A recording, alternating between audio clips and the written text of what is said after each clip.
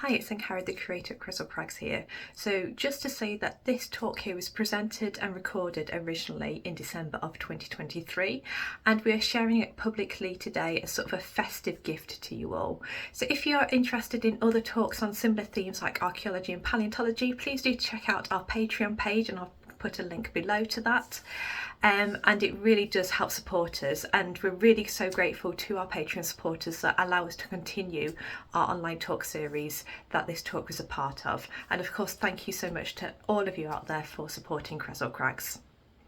So my talk today is a very Ice Age Christmas, reindeer robins and the holly and the ivy. So as it's the last talk of the year, and as it's very nearly Christmas, I just thought I'd do a fairly light-hearted talk of what a hypothetical Christmas would have looked like for people in the Ice Age. There we are. So when we're thinking about the Ice Age and when we're thinking about the period that we're going to be covering today, the Ice Age is actually a really long period. It's otherwise known as the Pleistocene and began 2.6 million years ago, so around about here on the left-hand side of the graph, and ended 11.7 thousand years ago, so towards the right-hand side of the graph. And this graph just illustrates temperatures. And during the Pleistocene or the Ice Age, there were lots of big temperature fluctuations between glacial cold and interglacial warm periods. But we're not going to be looking at the whole of the Pleistocene because that's a lot to cover. When I'm thinking about the Ice Age Christmas of humans, we're looking at anatomically modern humans or early modern humans, so Homo sapiens, because it would be a bit too much to look at all the different hominin species. So the earliest directly dated, or the earliest dates surrounding a human Homo sapiens mandible from Britain was from Kent's Cabin in Devon. And these were done by Hyam initially, and then by Proctor and others. And this yielded dates around about 42,350 years ago to 40,760 years ago, although there are some debates about the validity of that date. And since roughly that point, Homo sapiens migrated into and out of Britain a number of times. So they were there before present during the middle of the last glacial period, but towards the end of that period. And this was a fairly cool and dry period with shorter-term fluctuations in temperature, but it was not full glacial conditions. Following this sort of middle of the last glacial period, there was the last glacial maximum, which was with a very cold period, and it's very unlikely that humans were present in Britain during that time. Following that, there was the late glacial period, so that began with the late glacial interstadial, which began roughly 14,650 years ago. And this was further split into the Bolling and the Alarod. And then there was the Younger Dryas, which began around 12,850 years ago, which was again a pretty cold period. And there's very little, if any, evidence that humans were present in Britain during that time. And after the Younger Dryas, there was the Holocene, beginning 11.7 thousand years ago. And that's the warm interglacial period that we're in today.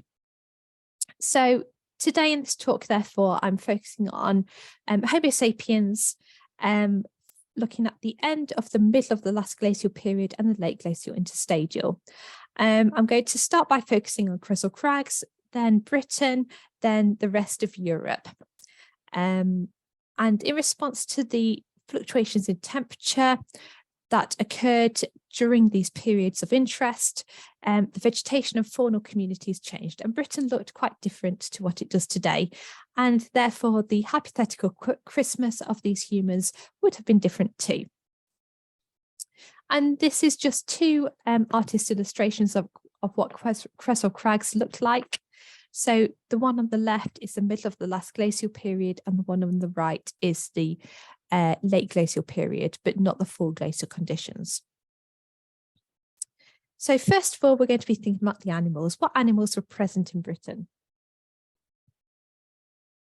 So during the middle of the last glacial period, mammals in Britain included classic cold adapted species, such as the woolly mammoth, the woolly rhinoceros, and other species like the wild horse, spotted hyena, and cave lion.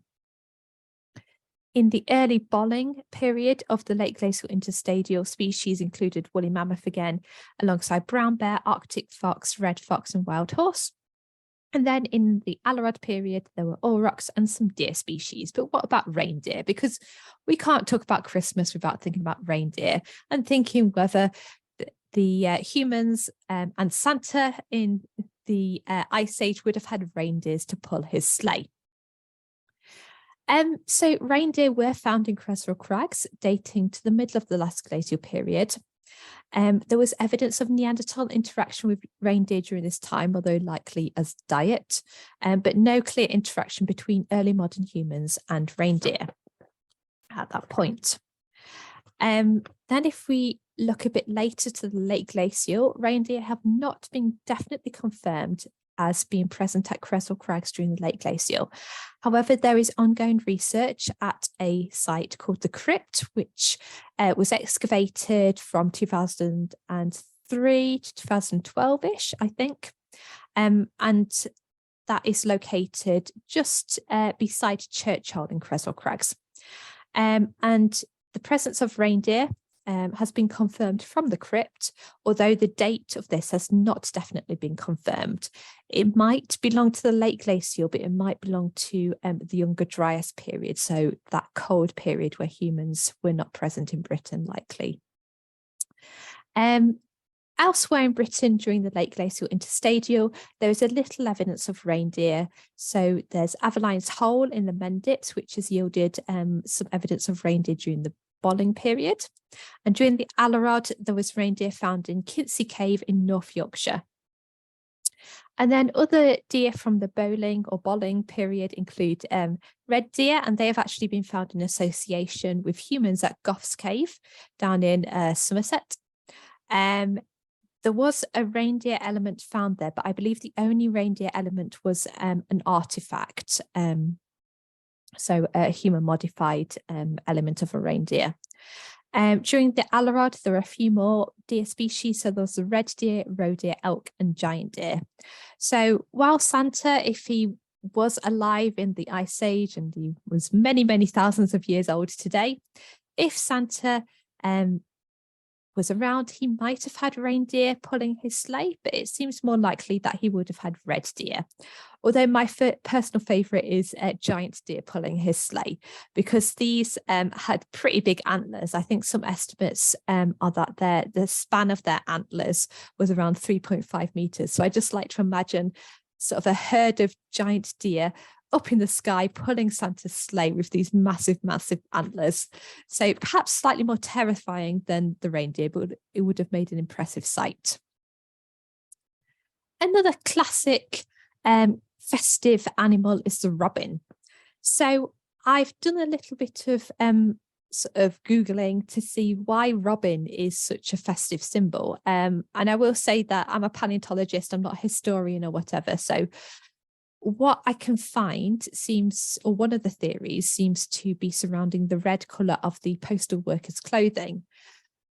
So I guess the mail deliverers, the mail carriers, the postal carriers, the Royal Mail workers were sort of delivering cards and presents at Christmas and became synonymous with Christmas. And therefore, the robin with its red breast was for some reason associated with mail carriers and slowly became a festive symbol. I'm almost certain there were no mail carriers in the Ice Age, although if there were, the colour of their clothing may not have been so different, as we'll see later, as some of the clothing was sometimes coloured in ochre, although this may have been sort of a more reddishy orangey colour than the pure red we see today with the Royal Mail workers. So if we're looking at Creswell Crags to begin with, there's a cave called Pinhole, and that has yielded quite a large and important assemblage of bird remains. Although these seem to be associated more with the Middle Paleolithic, so when Neanderthals were around, so probably predated the first presence of Homo sapiens at Creswell Crags. But I did look at the list that Stewart and Jacobi wrote in their paper. The list did not include robins, but it did include some other species that had sort of red colouring to them. So one of them was the red-throated loon, and the other one was the willow grouse. So you can see a lovely illustration of willow grouse here on the stamp from Belarus. So you can see the one on the right is sort of reddish colour, although they do turn white in winter. So perhaps they wouldn't have been quite such a festive symbol if they wanted to stick to birds with a red colour to them. I couldn't find any mention of robins from late Pleistocene sites elsewhere in Britain, although elsewhere in Europe there was some birds found in Rio Secco Cave in the Eastern Alps in Italy. And there was mention of 2 humeri, so upper arm bones of robins. And these were studied by Curator and others, published in 2018. So one of the humeri came from so-called layer BR2, and that yielded no archaeological deposits. But one of the other humeri came from layer BR1, and that yielded some lithics and the evidence of a hearth alongside human modifications of marmot and beaver bones, and also some charred wood, which was dated to 33 to 30,000 years ago. And this seems to be evidence of Homo sapiens occupation of the site. So whilst people in Britain might have had different festive birds, those in at least this area of Italy may have had the robin as a festive Christmas symbol. So sticking with the animals, we're going to think about what the meat portion of their Christmas dinner might have looked like. So turkey seems to be quite a traditional bird to eat in Britain, although these were domesticated in the Americas. But I thought I'd look at another Christmas bird, and the goose, while as far as I'm aware, it's not eaten so much for Christmas nowadays. It used to be in the past and was mentioned in the 12 Days of Christmas, of course, and also I believe in Dickens's A Christmas Carol. And from this site, from these deposits in Pinhole, geese, likely brant geese, were found. Although again, these may have predated Homo sapiens' presence in Creswell Crags. And there is also no evidence of human or Neanderthal interaction with birds from Pinhole.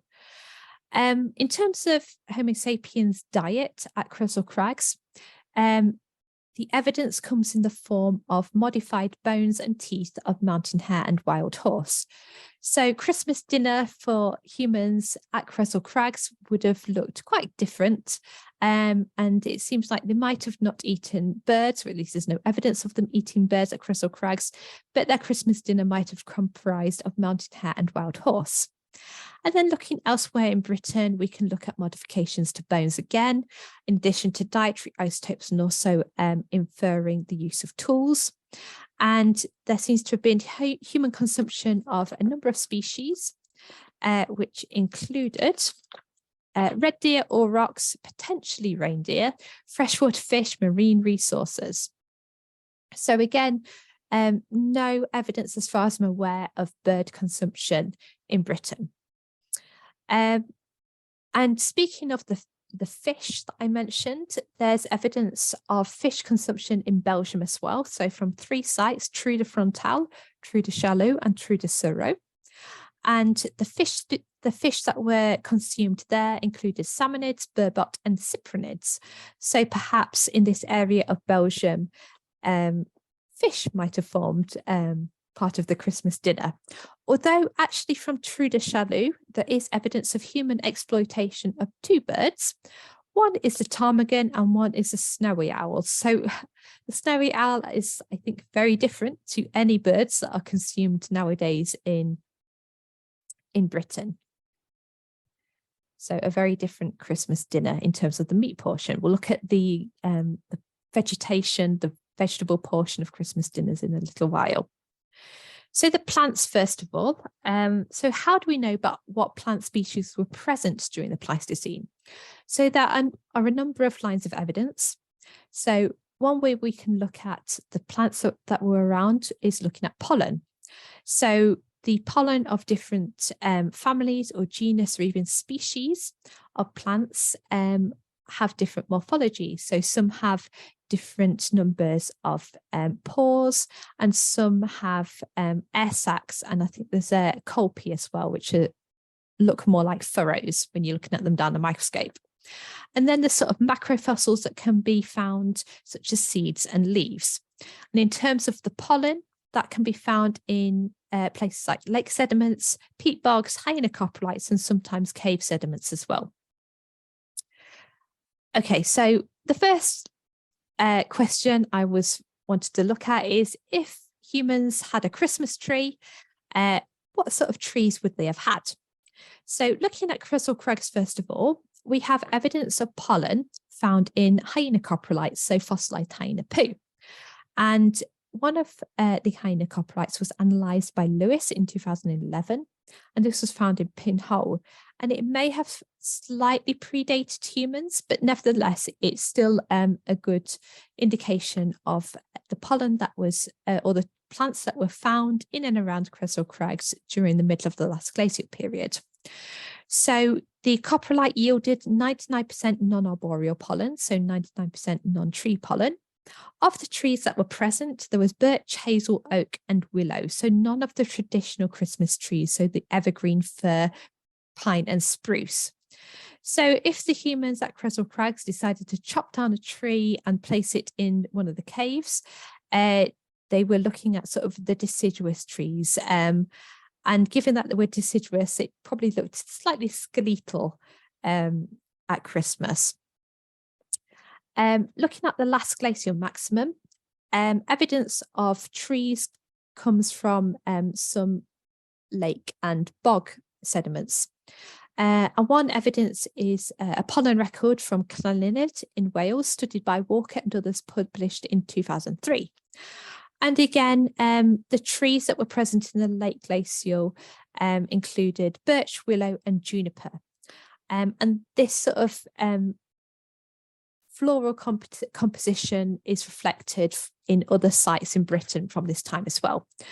And birch in particular is one of the first trees, or in some cases shrubs, to colonise an area after the initial pioneer species and subsequent succession following a change such as a glacial retreat or climatic warming. There is a tiny amount of pine pollen found in this record in Llanynad in Wales, but pine pollen is actually really interesting. So this is one of the few pollen grains that has air sacs in it, on it. And this means that the pollen can travel for quite long distances. And indeed, some people have found pollen in the middle of the Atlantic Ocean. So the presence of a little bit of pine pollen at this site might not actually be indicative of pine in the local area. It might have travelled some distance.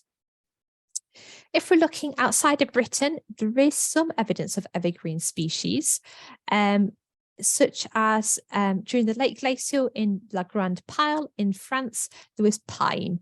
So at least in France, maybe the humans might have chopped down some pine trees and put them in their cave or other dwelling if they, celebrated Christmas.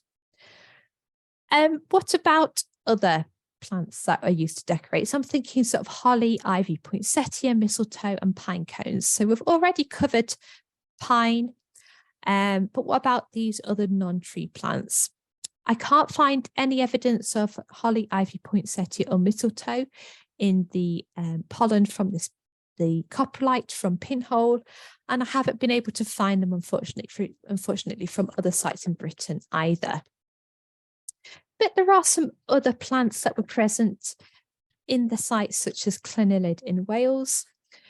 So those include pollen from plants in the Thalictrum family, which are commonly known as meadow rue.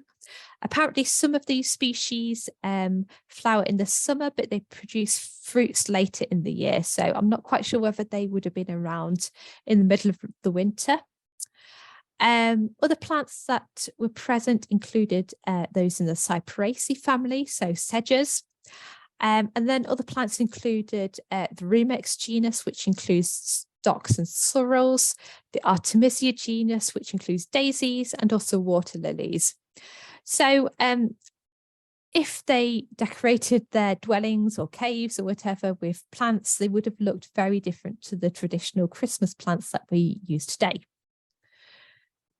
So back to Christmas dinner then. So we've looked at the meat that they might have eaten, but what about the plants that they might have eaten? So evidence of plants consumed by people during the Paleolithic comes mainly in the form of starch grains and phytoliths found in dental calculus or the tartar adhering to teeth. And those can be analysed, and the phytoliths and the starch grains looked at and identified under a microscope. We do have to be careful because some of this evidence incorporated into the calculus might have become part of the calculus for other reasons other than diet. So, for example, creating non-food items. So there's evidence, I believe, of tooth wear of humans that indicated that teeth were sometimes used to help people to craft items. And also the consumption of herbivore stomach contents, which sounds delicious, might have incorporated some of this plant evidence into the calculus. But from what we can gather, there is some evidence of plant remains found in the calculus of teeth from humans from Italy. And these plants included bulbous oat grasses, elder and juniper fruits, in addition to hazelnuts. So while I could not find evidence of chestnut consumption, perhaps they had hazelnuts instead at Christmas. And then El Miron cave in Spain, dental calculus was also analysed from the late glacial period there. And as well as starch and phytoliths, that also yielded fungal spores. So the authors, Power and others suggested that this may have indicated consumption of mushrooms.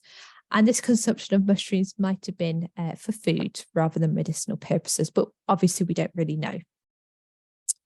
And then I wanted to know about other traditional Christmas foods like chestnuts, cranberries, carrots, ingredients for Christmas cake, Christmas pudding, and mince pies. There's no evidence, as far as I'm aware, of those foods in dental calculus, but we can look at other plant evidence found in Pleistocene sites. And unfortunately, there's actually not much evidence of many of those plants in other plant evidence either. There is some evidence of some other berries other than cranberries found in El Juro in Spain. So those include raspberries, although other authors later on suggested that the raspberries were not actually definitely associated with human occupation of the site, and the raspberries might have been brought in by non-human processors. Strawberry and raspberry seeds were found in a site called Orensan in France, although these were found in the 19th century, so using techniques very different to what we would have done today.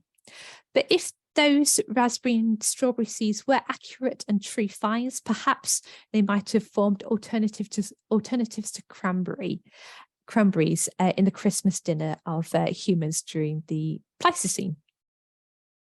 So that if we're looking at their Christmas dinner, therefore, it seems like in many areas they wouldn't have eaten birds, and if they did eat birds, they were different to the birds we ate today.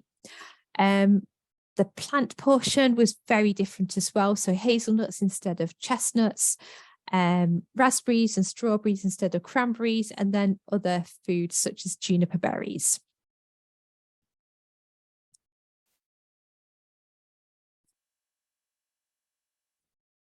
So we've looked at decorations, festive symbols, and food. And now we're going to look at the gifts that were given. So if we're looking at clothing then, because of the nature of clothing, because of what it was made out of, so for example, things like animal skins, they did not preserve. So we have to look at other evidence to understand whether humans were wearing clothes, and if so, what the clothes might have looked like. So one evidence from Britain comes from the Red Lady of Paviland, found in Wales. And this skeleton was stained in with red ochre. So the areas of staining found on the skeleton have been interpreted in various ways, but one interpretation is that the pattern of the staining indicated that this individual was wearing a two-piece item of clothing, so a top and something covering their legs as well. And this clothing was covered in ochre, and therefore the skeleton was then stained with the ochre from the clothing. So this links back to what I was saying earlier about the red clothing linking to the postal carriers. Other evidence of clothing comes in the form of decorations found over skeletons, such as beads or shells that might have been sewn into the clothing. So the animal skins or other material forming clothing had decomposed, but the shells or beads were sort of left in their place. So one example is a skeleton from the site of Angharad in Russia. So ivory beads over the torso led the investigators to infer that there was an item of clothing covering the torso upon which the beads had been sewn. And the individual might also have been wearing a head covering as well. At Caverna del Arena Candide in Italy, there were many vertebrae from squirrel tails that were found over the torso of human skeletons, potentially indicating a garment made up of or incorporating red squirrel tails. And red squirrels remains have been found elsewhere in the site, and these were researched by Tagliacozo and others in a paper published in 2016.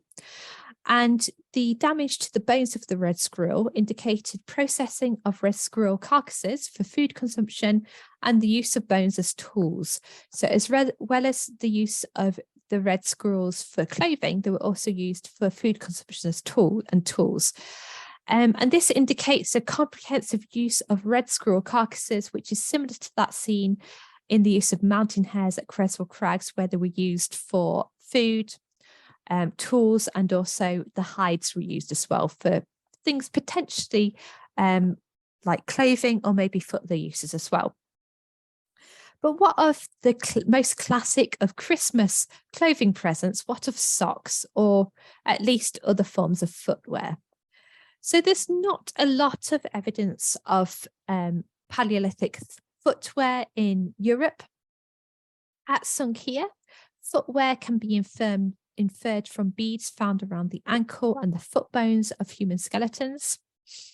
And then other evidence comes from Cusack Cave in France, where footprints around about 31 to 28,000 years have been found. Those are researched by Ledo and others just last year, and they looked at 7 prints within the cave. And the prints showed the morphology of human feet, except that the toe prints were faint or absent. And the authors did some experiments. So they made prints with bare feet and feet clad in soft footwear and walked upon clay substrate. And they showed that when feet were bare, toe prints were visible. But by contrast, when they wore leather footwear, and particularly leather footwear that was padded with stuffing, the toe prints were less visible.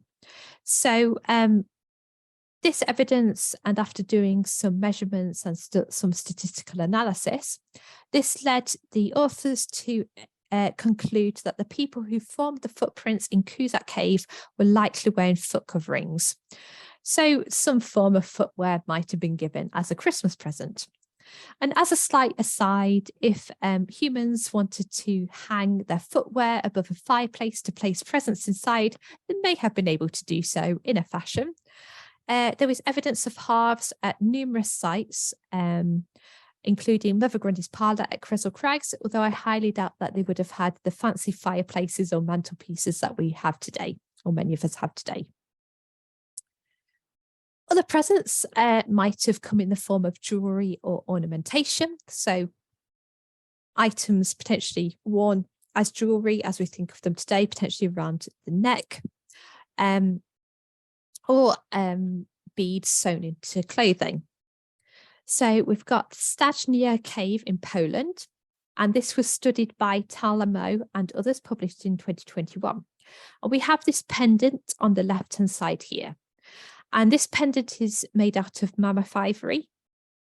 And the authors determined that it was mammoth ivory through a method known as zooms or collagen fingerprinting.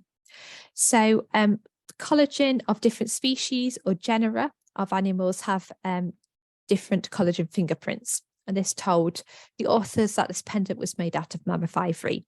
And it was dated to around about 41,700 years ago to 41,300 years ago. So as you can see, it's sort of an oval shape with 2 drilled holes, and this decoration consisting of patterns of sequential punctures. Most of the punctures were very similar and seem to have been quite deliberately done. And the cross-section and outlines of the punctures were very similar, indicating that it was highly probable that they were made with the same tool. On the right-hand side, the left-hand side there, we've got some pendants from 2 caves in Georgia. And they were studied by Tejero and others in a paper published last year. So some of the pendants from a site called Serbia date to around about 43 to 39,000 years ago. And there's some from a cave called Zudzwana. I know I'm pronouncing that wrong, I'm sorry. Dated around about 25.5 to 24.4 thousand years ago. So there were some bone pendants, but most of the pendants were teeth. And the majority of those teeth were red deer, although some of them were also goat and bison and or aurochs. So the marks in the teeth indicated that they were mostly removed from the jaw of a relatively fresh carcass rather than one taken from the skeleton found on the landscape. There's evidence of scraping or polishing prior to perforation, including ochre combined with water that was used to polish the area around the hole. And the teeth were perforated around the root, as you can see here. And there's evidence of polish around the edges of some of the holes in the roots, indicating that many of the pendants were suspended as jewelry or other decorations, such as being sewn into clothing. And we've got some other items of jewelry and ornamentation, as well as some other items found in Hoyle Fells in the Swabian Jura in Germany. And these were studied by Velicki and others, published in 2018. And they were looking at items that had been stained with ochre. And they found that humans visiting the site ground ochre to produce a pigment powder. They used this pigment to paint geometric motifs on rock slabs and also to potentially colour other artifacts. And some of the artifacts that had been stained with ochre included ivory beads, in addition to other items such as fox teeth and also shells. And you can see some of those on this lovely image here. Okay.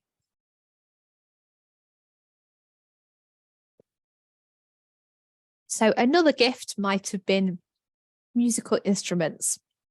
So whether it was maybe for a child, maybe someone who doesn't live with the child, giving them a nice noisy present for Christmas, or maybe as a genuine Christmas present.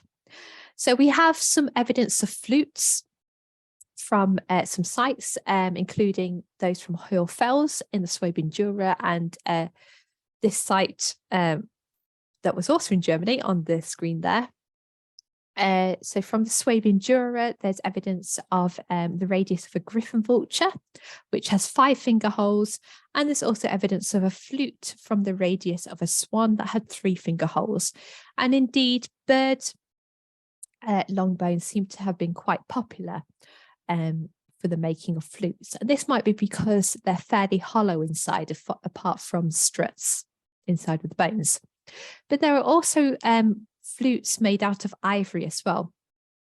And the technique used to create the flutes would have been very sophisticated and showed a really good understanding of how to manipulate the ivory in order to produce the sort of the cylindrical shape, and also in order to produce something that would have made a musical sound as well. If there were other instruments such as drums, which were potentially made out of wood and animal skin, as far as I'm aware, there's no evidence of that, but that would have been because anything made out of that material is more likely to decompose. Okay, and then we're looking at art then. And when I'm thinking about art, I'm thinking of portable art. So maybe someone might have painted or engraved in the wall of a cave that they were staying in as a present for someone. But I'm thinking more about art that could have been given to someone. So we have some art found at Creswell Crags. So two key pieces are what's known as Pinhole Man, found in Pinhole, and that is a human-like figure engraved onto a bone. And we also have what's known as the ochre horse, which is a horse's head engraved onto a rib fragment, which is kind of stained with ochre. Although there are some uncertainties regarding the provenance of the ochre horse. So just briefly, I don't want to go into too much detail because if you've been to our talks, you've heard of it before. But the ochre horse was found during the 1870s during excavations of Robin Hood Cave. And these were excavations overseen by William Boyd Dawkins.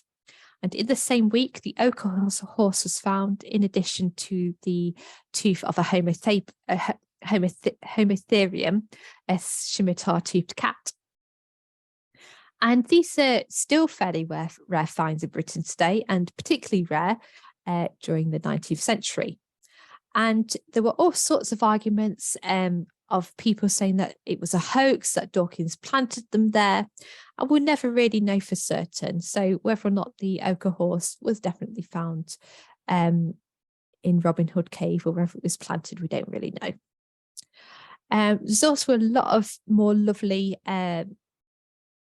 sort of 3D pieces of art found in Britain. So we've got, found in Europe, elsewhere in Europe. So we've got swimming reindeer from Montastruc in France, which is dated around about 13,000 years ago. So that's quite a famous one. In the Swabian Jura at sites such as Vogelherd and Hoyle Fells again, there are lots of really lovely figures, and I wish I could have found some copyright-free figures to put here to show you, but I couldn't. But do have a look at Vogelherd and Hoyle Fells art after the talk. So there's lots of lovely figures like lion, horse, and some sort of waterfowl, like a duck as well, and lots of others. And then finally, I'm thinking of practical gifts now, so such as tools. So tools were made from stone, bone, ivory, and antler, and again, they were likely made of wood as well. But aside from a few exceptions, those haven't really been preserved. And tools were used for a variety of purposes.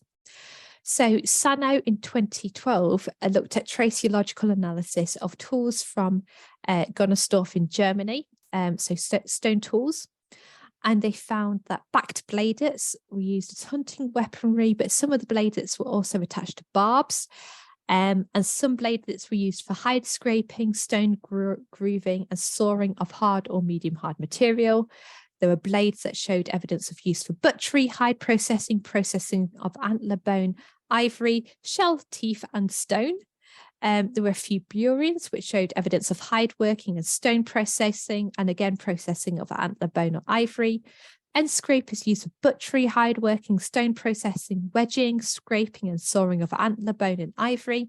And perforated used for piercing activity like stone boring. So I think if someone was given a stone tool as a present, they probably would have been very, very happy because it would have helped them do lots of different activities. We have lots of evidence of lithics in Creswell Crags, including the Creswell Point, named after Creswell Crags.